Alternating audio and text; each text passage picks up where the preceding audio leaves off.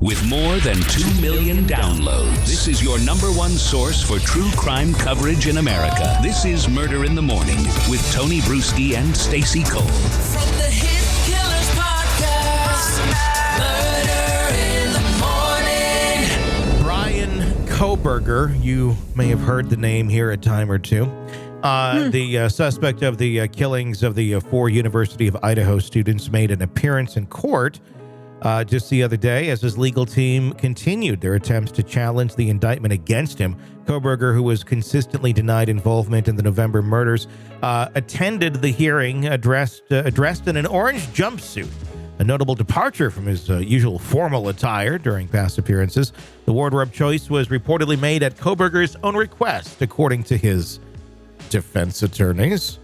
Why? I don't want to sit and talk Bryan Kohberger's fashion choices here, but why? We've seen him in some really nice looking suits that look like they were tailor-made for him.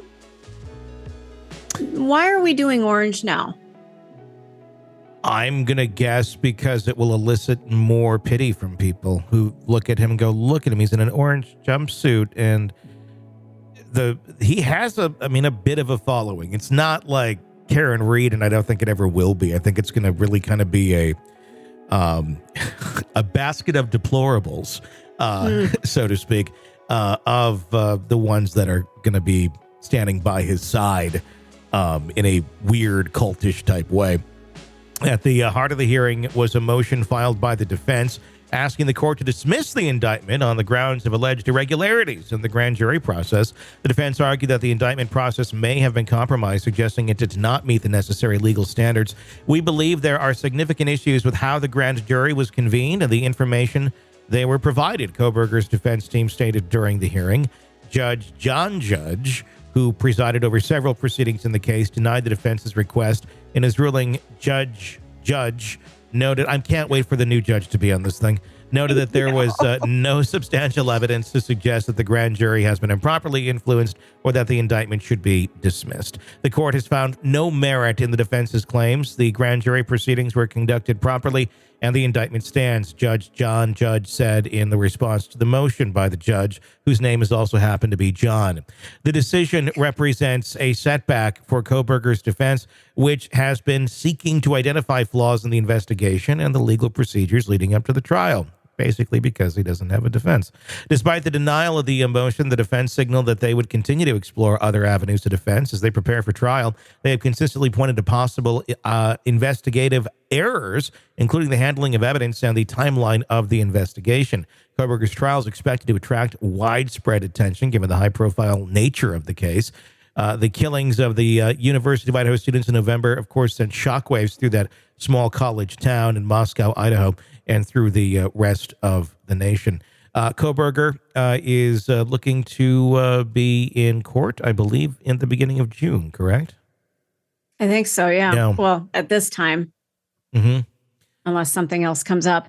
One of the families has started a GoFundMe account to pay for, I guess, travel expenses for them to go to the new county. Yep. Because it's 400 miles from where they live. So they're looking for expenses, which I totally get. They've raised at the time of this recording about $10,000. Yeah, the Gonzalez family. Yes, thank you. Yeah, they're trying to raise money because they're going to be there for God knows how long, more than a month, and it's 400 miles away, and that's not a cheap ask to do of anybody, even, and it is your kids. That's virtually impossible unless you have the funds to do it, unless you're going to sell your house and move over there. So, yeah, check that out. Do you have the address for the GoFundMe on that? I don't, but I can certainly get it and we can post it on our links.